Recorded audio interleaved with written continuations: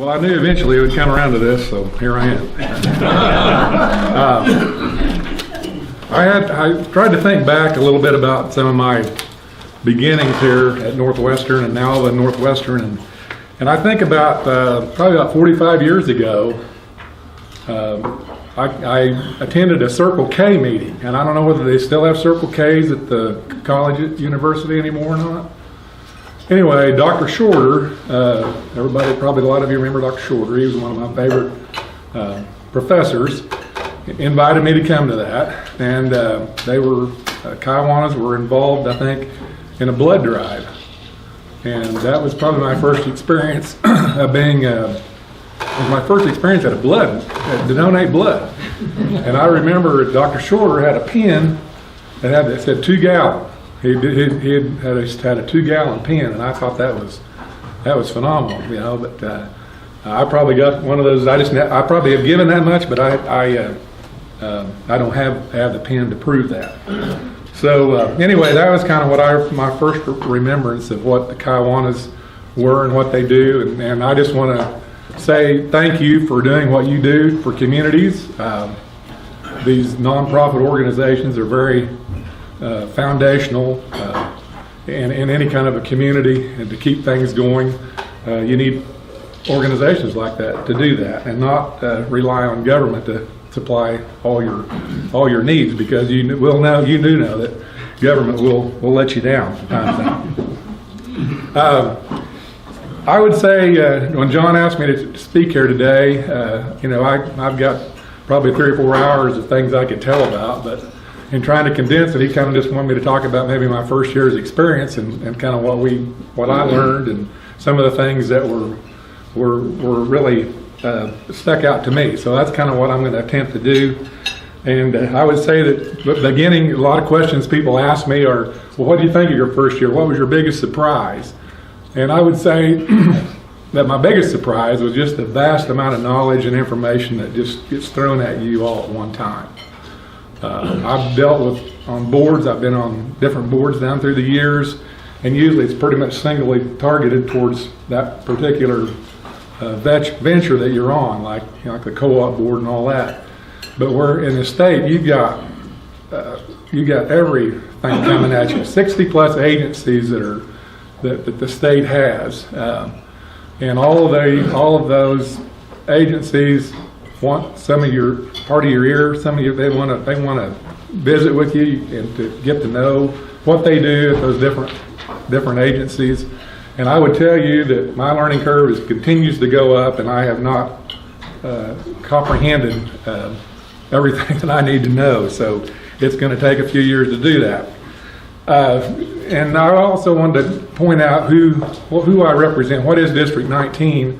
It's actually Alfalfa County, Grant County, Garfield County, and a part of K County. And so even though I live just about as far away in the most remote area of our district, because I live right over in the corner of Alfalfa County, which is way up in the northwest part. And that seemed to be an issue with when I was running for the campaign, or when I was campaigning, that seemed to be a target of my opposing candidate. But anyway, it's worked out real well. We have a lot of ways of communicating anymore, and people that really want to get to know, want you to do something, they will get a hold of you. They will find you out. So that has not been a problem. I would say that the first, foremost, the thing that really gets everybody's attention and consumed our time in the state legislature this particular session, and I think it's an ongoing thing, and that's the budget. And you think that well, why don't they get started on that budget earlier than what they do, because it all comes down to the end and they're still contemplating the budget. Well, the process actually begins really early on in the session, and even really before the session begins, we already got a sneak peek of what the budget's going to have to look like next year. And so but trying to craft the revenue that you need to do a budget, that's where the problem comes in, because there's a lot of different ideas of where that money is supposed to be going. we did accomplish a lot this session, besides the budget, focusing on the budget. We had, there's 2,500 bills that were filed, 200 in the Senate and 200 in the House, and 2,500 altogether, and of those, 200 in the House and 200 Senate bills were actually considered, and they went through the committee process, and probably, I'm going to say maybe half of them maybe got enacted into some form of legislation one way or the other through amendments and those kinds of things. But there's a lot of things that go on that people don't really realize that went on, and that was things that were debated down through the session besides the budget issue. And that budget issue is literally formulated and really dealt with through committees. And it's the leadership that really actually gets involved in those. And really the governor and the House and the Senate all get together, and somewhat behind closed doors, I guess you would, so to speak. But really on the Senate side, we really knew, even as freshman senators, there was 13 of us, and we all felt like we knew kind of what was going on. We did have some input on it. The biggest problem with that in the budget process was that we were $1 billion short of money to begin with, and that's a substantial amount of money to have to be raised. And how we got into that situation where we were so far under budgeted and had those big holes in there, I blame it on 2 or 3 different things. But one of the things that gets pointed out a lot was in 2009. When Oklahoma was really doing pretty well in the economy. We had $100+ oil and gas. Those companies were doing well. There was a lot of employment. In this part of the state, for sure, that's when we were really inundated with a lot of new jobs and a lot of new revenue. But the rest of the nation was not doing so well. But there was a lot of stimulus money that was just given in order to start the economy, jumpstart the economy more out in the other areas. And Oklahoma got some of that money too. So in 2009, we were kind of flushed with money. And the legislature took upon themselves to do some reductions of revenue. Mainly income tax started going down, and that was an agenda or a course that we were set on through the governor's agenda of getting lower income tax. And as a result, I think we kind of overdid it. And so we had initiatives of trying to get the industry in, and we had ways of promoting that through tax incentives, through rebates and those kinds of things. And to me, we overdid it. And then it's easy to reduce taxes. That's pretty popular. But when you start talking about raising taxes, that's a different issue completely. And in Oklahoma is one of 2 or 3 states that it takes 75% of the legislature to agree to raise revenue, to increase taxes. And that's not all bad, but at the same time, it's 75% of a group of legislators. It's pretty hard to get them to agree on anything. And if you've all served on church committees, it's pretty hard to even get 75% of a church committee to agree on something. But what I think has happened, in my opinion, it's just strictly my opinion, is that you've got 2 political parties. But really, out of those 2 political parties, you almost got 4. You've got the extreme right-wing Republicans that have promised not to raise anybody's taxes. They've signed documents that say we will not raise taxes. Then you got kind of the middle of the road Republicans and the middle of the road Democrats. And then you got the far left Democrats that they want to tax a lot of things, and they want more revenue, but they want it from a lot of people, a lot of different entities, to the extent that some people, think that that's too much, and so you start penalizing companies because they're overtaxed. So the extremes of those 2 parties kind of almost join hands at the end and vote against everything. For the Democrats, and I have a really good friend. He's the new chairman of the Democrat caucus, Steve Copeland, and we had some talks, and he said, the we don't need $500 million, so we need $1 billion, and we need to tax more. And as a result, they voted against a lot of things. So, I mean, I think there's two plays there. You can't really blame one party or the other, because there's activists in both of them that really keep a lot of things from happening. The state question 640 about a little over 20 years set that process up to where 75% has to pass before any revenue can be raised. And then the other thing, the budget is about a $25 billion budget. And just a quick question. It takes 75% to raise taxes. Does it take 75% to drop them? 51%. I mean, that was one of my points in my notes here. But yeah, or take those incentives away, or any of those kind of things, and that's what you saw a lot of on the news. These are 51%ers, and these are, either way you're raising a tax. But it's just more politically correct to reduce the incentives and easier to do. But anyway, it's a $25 billion budget, and a lot of the money, the legislature never gets a chance to touch it, because it's apportioned. It's set up to go to different entities, some of those different agencies that assure them they get some money. And a lot of them that's tied to federal funds, and for matching funds. Some of the funds come in through federal as part of the budget, but the state has to provide some money to match those funds too, to really efficiently use them. So apportionment is an area where the legislators don't get a chance to spend that money, or tell you where it goes. And used to, from what I understand, the old time politics in Oklahoma, everything was pretty much appropriated by the legislature. The money came in, legislature appropriated it, it went out, and there was a lot of areas that if you were really politically connected, if you really had in a leadership position at the Capitol in Oklahoma City, your district got the money.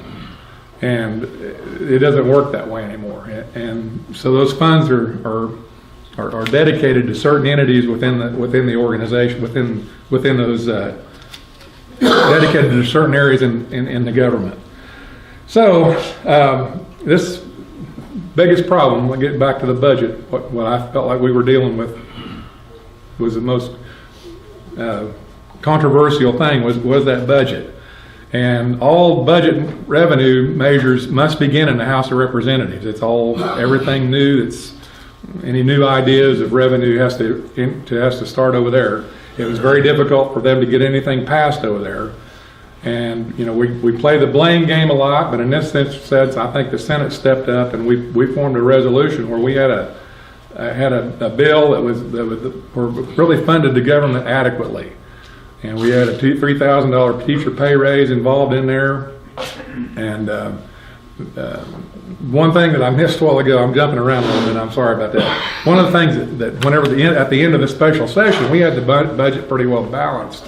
The problem was we put a fee in there, a cigarette cessation fee they called it, and that was provided $215 million, and it was $1.50 on a pack of cigarettes, generated that much money. But when that was declared unconstitutional, then that's what drew the second special session in. And then that's when we come up with the idea that we could increase some revenues we tried to run the cigarette tax again. We run a fuel tax increase. We changed the GPT tax. But that failed because it didn't reach the 75% of the majority of the legislature. So that brought us back into the second special session, and we found out that the House was not going to provide any more revenue. So we just kind of patched things up, took some money out of some one-time monies out of some accounts, and passed and it did quite a bit of spending cuts, which was one of the things that we really did not want to do. But that's what happened. So at the end of the second special session, and when that bill was passed, the governor vetoed a good portion of it, which drew us back into a extension of the second special session, because we still don't have the budget balanced after almost 11 months.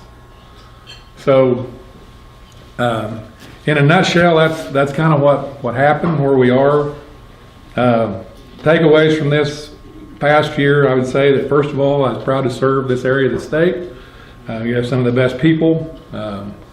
There's some great ways of, I mean, we have the best wind in the world. We have the best we have the reserves of oil and gas. I mean, we have ways of getting revenue where a lot of states do not.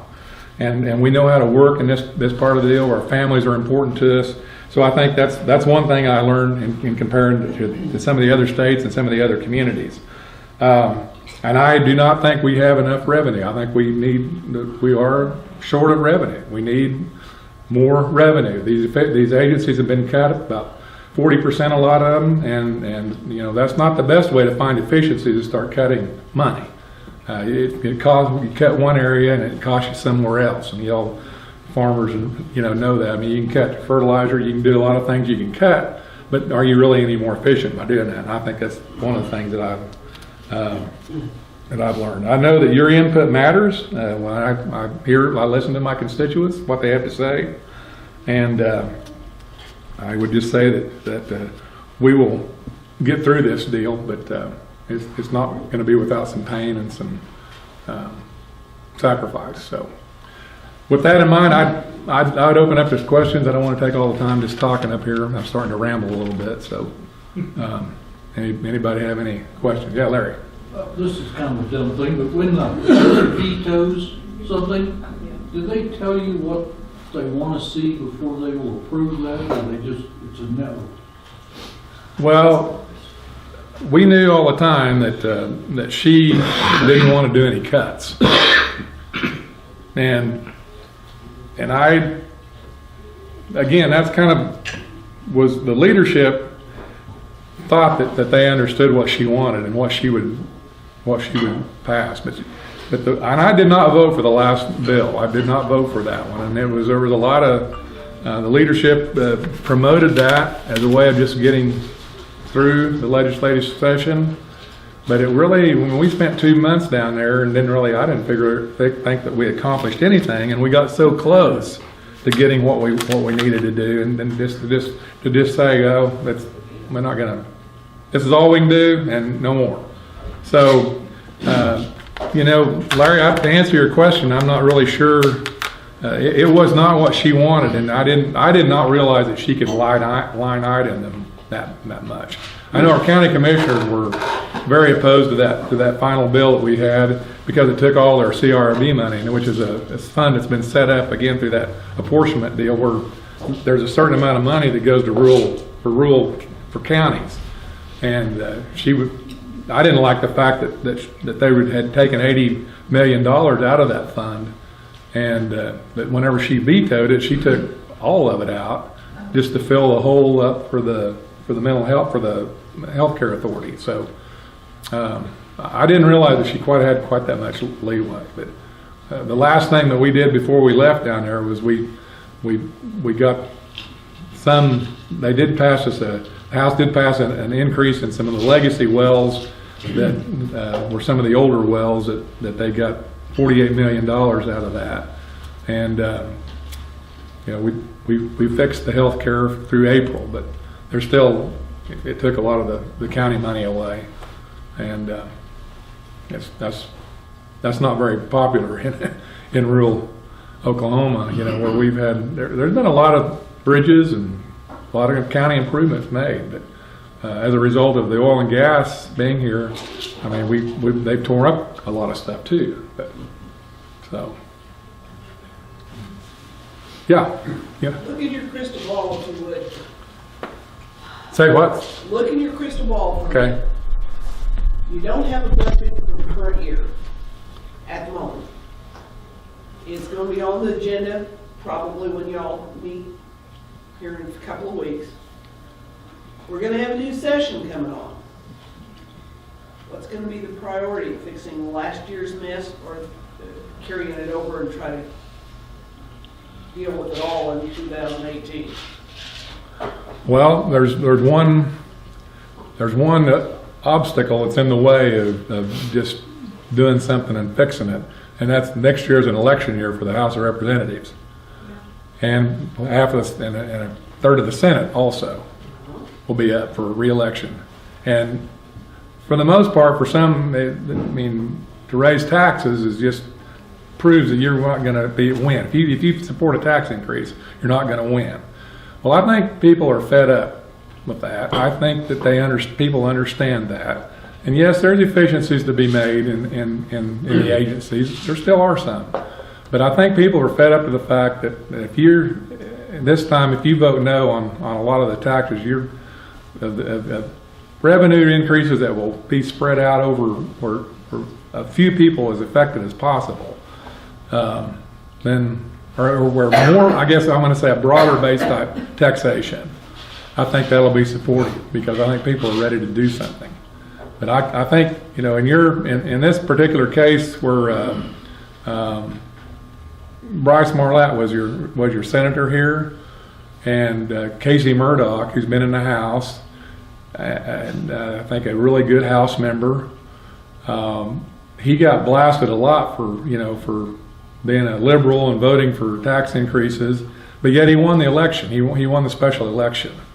And I'm hoping that's indicative of the way the rest of the state will go. But you will still have those that will not vote for any tax increase because they think that there's too much waste. And I got chewed out in the hall pretty hard by one of my constituents. They were very disappointed in me because they thought that I had voted for way too many tax increases. And he said, there's a lot of these faith-based organizations that would step up and do some of the things that the government ought to do. Families will do some things that they ought to be doing for their families.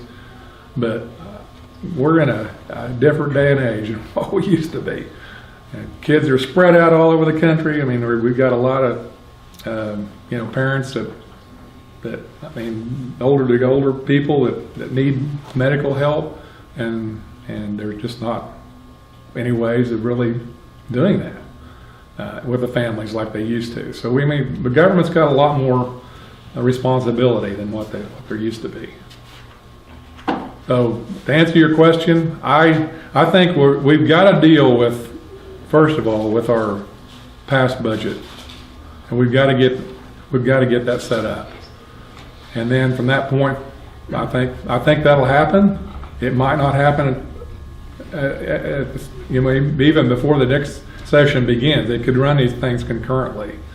But I think that I feel I'm an optimist. I feel like we'll get it done. But we'll see.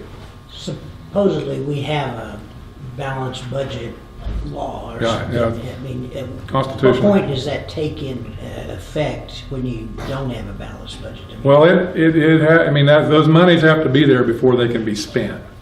So, just like on this last deal, she robbed Peter and paid Paul, so to speak. Problem was that Peter really didn't have that money. It's money, But they moved it around, and there's ways you can move stuff around. And there's monies that are there.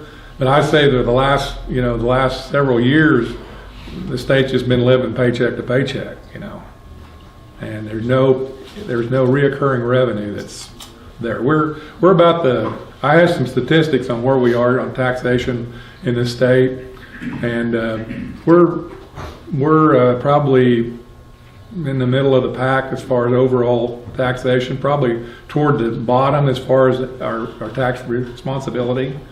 I think it's April 11th whenever Oklahomans really start working for themselves. In some of the other states, it's like toward the end of April. So we're almost next to the last in fuel tax, and our income tax is more than what. Well, Texas doesn't have an income tax, but they have very high property tax. So in overall taxation, we're on the low side. Roland, I just want to congratulate you on your campaign. It was just a pleasure to watch. And I know it's a lot of hard work, and I got a lot of enjoyment out of seeing you beat the big, what do I want to say, power struggle between Enid and the newspaper and all that. Yeah. They were hell bent on. Well, there was a lot of people in Enid that really didn't want to give that seat up, you know, for representation. Yeah, I know. I did. Yeah, when they lost Phillips University, they were really trying to get Northwestern to move over there. It's just, it was good to see a true representative of Northwest Oklahoma get that seat. Thanks. Congratulations. And I appreciated all the support and help I got from this Woods County even too. 'Cause that, One last question. yep. In regards to the statement about faith-based organizations, I agree that faith-based organizations can help, and I happen to be employed by one. I'm a pastor of many years. The concern I have is when state or federal services go, then we are not as aware of, there's not communication of, hey, this is, we're going to need, these people are going to need help because we're not going to be doing that.